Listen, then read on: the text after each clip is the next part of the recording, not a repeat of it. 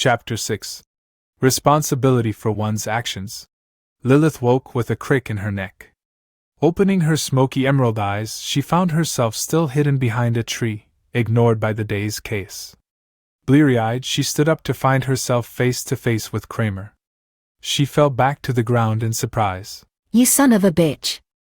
Can you not be so damn creepy? Kramer acting the fool, spinning around with excitement in a full circle and scattering drops of blood from a severed head he was carrying. Dance with me, my dear Lilith. Let us go off and have a fabulous time. He reached down, offering her a hand. Lilith, disgusted, pulled herself up, pushing his hand away before dusting herself off. She wore typical manipulator armor, a lightweight chest plate with fur lining at the neck, leather pants with a fox head buckle, and light-plated boots. Her long, raven-colored hair fell to her shoulders. She smelled of sunflowers and lavender.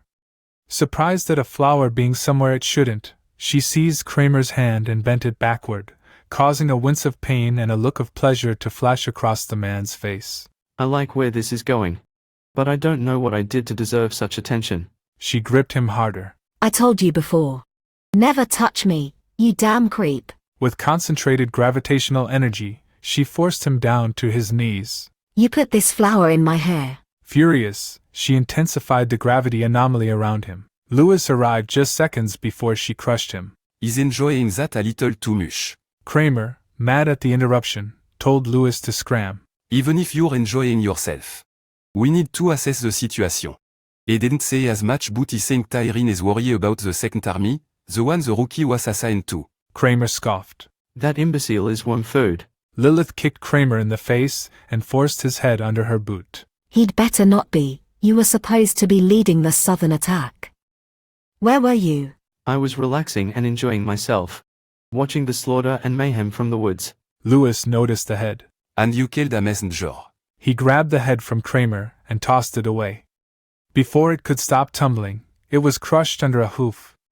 Lieutenant Rama stopped with his armored cavalry reinforcements. He leaped down from his horse and smashed his fist into Kramer's face.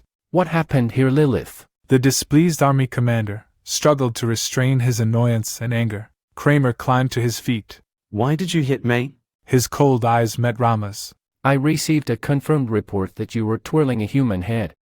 You committed treason against the Firans by killing a fellow soldier for no reason. I don't have the time to dole out a punishment, but when this is over, your ass is mine. Kinky, Kramer said with a flat smile. Rama shook his head in disgust and turned toward the other two. Lewis, standing up tall, answered for both of them. We're here to investigate and save as many surviving soldiers as possible. We were instructed to have them rejoin the fighting at one of the other gates. Let's get a head count, Rama ordered. Screams from the direction of the city preceded a herd of scared soldiers running out of the fog. A junior officer came forward as they reached the group, stopping the stampede. Is Lord Firans still alive? He's at the western gate, sir. Lilith stared at Kramer. His relaxed attitude triggered her anger. She used just enough gravity magic to force him back to his knees. At least we haven't lost him yet. Let's move through this fog and see what's going on. Lilith spoke up abruptly. I was ordered to manipulate the barrier if we ran into enemy attachments. I placed the elemental wall around the city, trapping most of the Lestrygonians' force inside. From the look of the fields, the southern army was destroyed. Rama nodded. We still need to move up and deal with whatever's left. As if nothing had happened, Kramer was up and out from underneath Lilith's spell, dusting himself off and whistling. What a freak, Lewis said, leading Lilith into the fog. The sounds of swords and armor clashing came from ahead. Rama led his forces forward with care, nervous that they'd met no Lestrygonians so far. As they approached the city, they found giant body parts scattered along the riverbank leading to the southern bridge. Lilith cleared the fog with little effort, and Rama raised his eyes in shock at the scene before him and stopped his army. Slaughtered Lestrygonians lay everywhere, alone and in lines, cut in half or dismembered. They moved forward. As they grew closer to the firewall, they heard the screams of a man. The shouts shook the air and the voice crackled, sounding primal, bestial, and unforgiving. Lewis stepped up in front of his commanding officer, snatched Kramer up like a puppy, and tossed him forward. Taste the horrors. Kramer flipped the warrior off. Moving forward and clearing his way to the bridge, he found 4 blocks of the barrier missing. The wide-open zone made him take a step back nervously. What the hell? What the fuck happened here? Kramer said to himself. He pressed forward, following the trail of bodies deep into the broken city, and finally entering an open space in the center. They all showed signs of having been carved apart with a sharp edge. Curiosity and his own brutal nature drove him onward. More giant arms and torsos littered the ground all about. The slithery man found a vantage point and climbed up to take in a better view. His jaw dropped at seeing Rayleigh holding a blade in the center of a storm of blood. The last human still standing, the soldier was pushing forward, engaged with the remaining Lestrygonians and their leader, Hirian. Seemingly uncontrolled, he was savagely cutting down any fleeing soldiers who came near. Kramer stalked through the shadows, watching as the man he'd ridiculed drove a wedge into the enemies before him. In one moment, Rayleigh turned his head. His eyes found Kramer atop a building. Kramer stood still as a sliver of fear overcame him. Then his instincts kicked in and he retreated to a safe distance before lighting a flare and waiting for Lewis and Lilith to make their way into him. With lightning speed, Rayleigh covered the length of the square, clashing with one giant after another. Hirian's decision whether to retreat or continue fighting took only a matter of seconds. The will not to lose won over. His pride and anger suppressed his fear as he faced Rayleigh. Deflecting a blow, Rayleigh shifted his weight, grabbed the axe's shaft, and kicked the giant, causing him to let go of his weapon and fall back several feet. Throwing the axe to the ground, Rayleigh moved lightly, quickening his pace. The Veil's raw energy had overtaken him and now responded to his will. Taking advantage of the opening he had created, Rayleigh moved closer, striking Hirian with a jab and a hook to the body, causing the giant to wince in pain. In seconds, he had pushed Hirian's head to the ground. Lewis and Lilith found Kramer, and at his shocked expression they turned to study the battlefield in silence. Lewis watched Rayleigh's actions, surprised and impressed. At the moment, Rayleigh stood suddenly surrounded. The foul air moved about the square, Rayleigh's body releasing a low current that infected the wind with a virulent energy and changed its course, turning it into a convulsing tempest force that built in intensity. Then the wind exploded, driving gales of vile energy into the adjacent streets. In the blink of an eye, the Lestrygonian soldiers' flesh melted off them. Rotting skin fell from their bones, splashing onto the ground as every ounce of their bodies was turned inside out. A constant pulse of energy flowed from Rayleigh's body, this power not hot but cold and corrupting. The magic flared outward, peeling the skin off of any organic matter in the area. Lilith watched the encounter carefully, and used gravity and air currents to pull Lewis back to safety, then created another barrier around the square. Smaller but more concentrated, this wall spared the Firenze army from the necromantic energy. He's dangerous right now, Louis. And for some reason, my magic is weak. The power radiating from him is rotting everything it touches. I've heard rumors of liches having this kind of power, but I've never seen anything like it. Looking at Kramer's expressionless face, she added, This type of magic only exists in the Veil. Does he come from there? Is he a god of blood and death? Smiling ludicrously, Kramer kept his eyes on the fight. That's death magic. He lost his cocky smile and took on a serious tone. Who would have guessed the rookie would have that power within him? It's a rare gift. I know of no one born of our realm who can do what he's doing. But on top of that, his physical abilities are on par with the giants. Is he a member of the Pantheon? Lilith couldn't pull her eyes away there. Forcing them to shut, she turned and faced Kramer. There's no way in hell.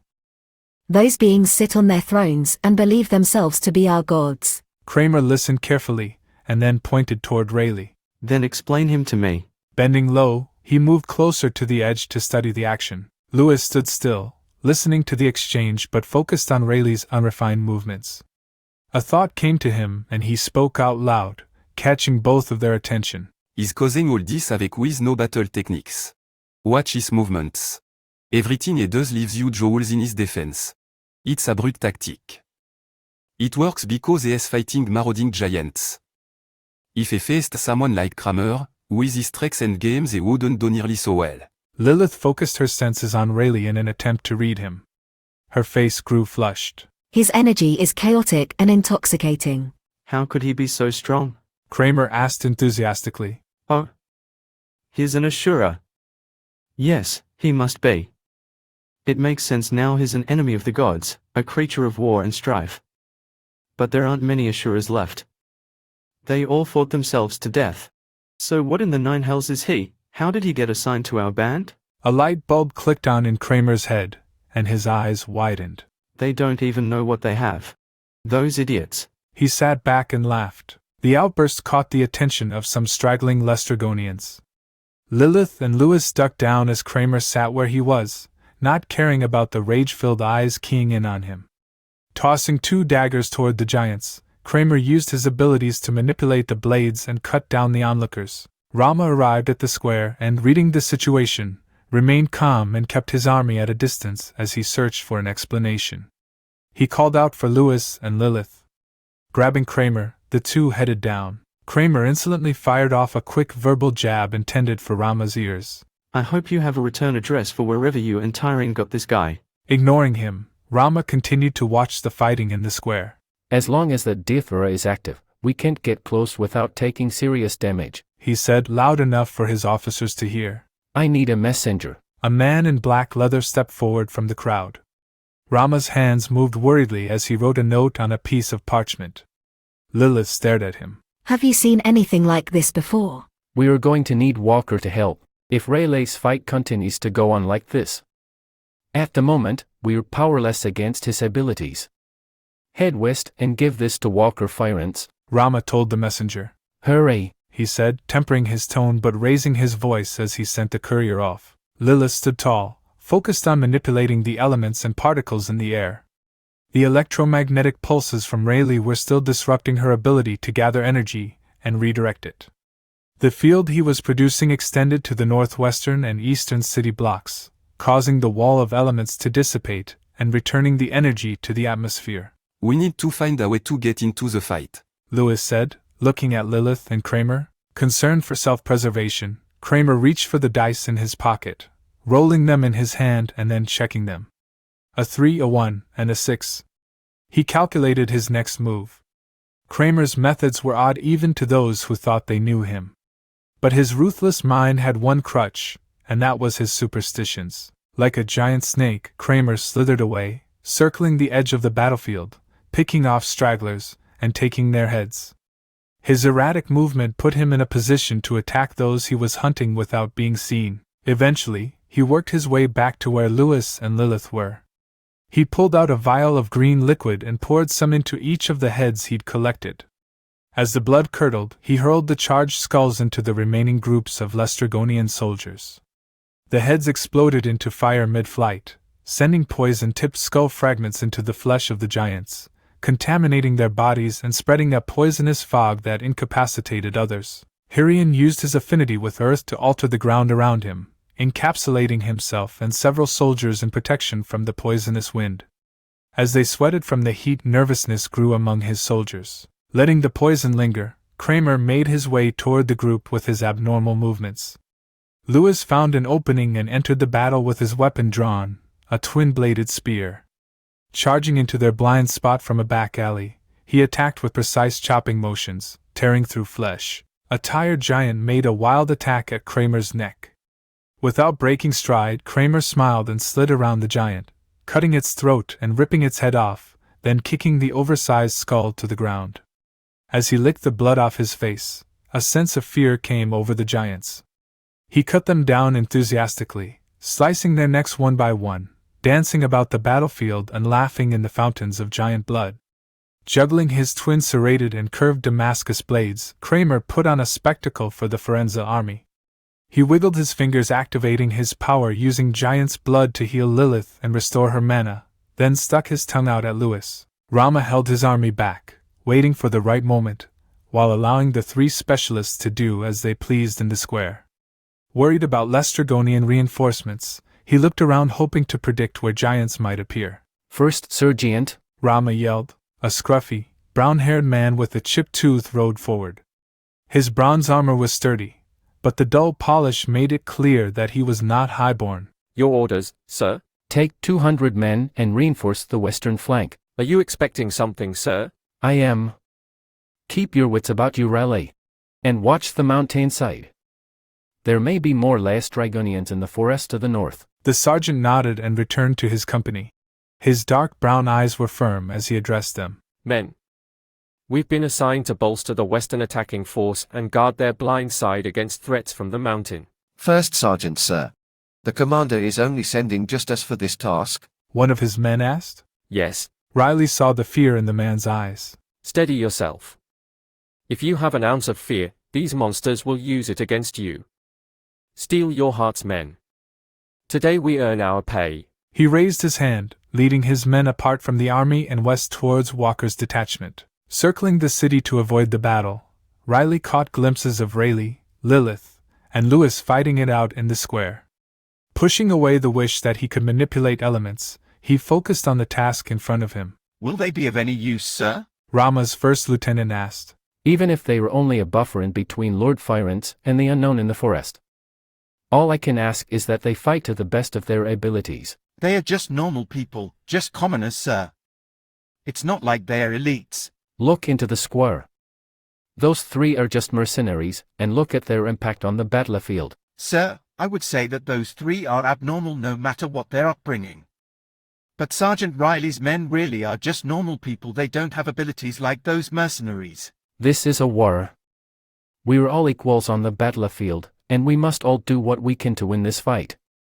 Maybe you forgot that? Rama continued to watch the battle unfold in the square. We will win or lose by our ability to not only survive, but win each and every fight from here on out. Turning his head, Rama took a look at the rest of his men. Pass the order to fan out and prepare for battle. When the moment comes, we must seize it and lead the Fyrance clan to victory. First Sergeant Riley hurried his men through the city toward the western gate. A queasy feeling sat in his stomach. This is my first command. I must not allow my men to perish without completing our task. He pushed the sour sentiment down. His light brown hair showed some natural gray, a badge of honor Riley had earned working the mines and surveying in stressful environments. Keeping his cool, he gave out orders for deployment. The screams of rampaging giants brought chills down their spines. Stay focused on the enemy before us. Our job is to support the troops at the west gate. Let's show these monsters that they should fear the common folk of the Firenze. Rallying to the voice of their sergeant, his troops gritted their teeth and closed in on the enemy. Shots from their rifles pierced giant flesh, slowing the horde's momentum. Anxiety infected the horses, causing them to jump up, kicking and jolting. The soldiers in the front line did their best to pull the animals down before the next round of rifle fire. Riley lay across his horse's side and fired a well-timed slug, piercing the skull of a giant and dropping the creature with a thump.